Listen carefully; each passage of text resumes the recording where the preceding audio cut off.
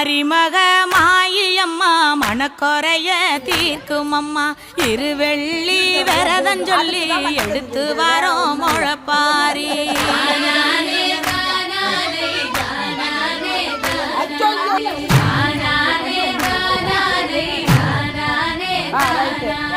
காத்து மட்டும் வந்து போகும் கட்ட பொம்மை கோட்டை போல வெயில் பட ஓல பின்னி விதைச்சு வச்சோம் முழப்பாரி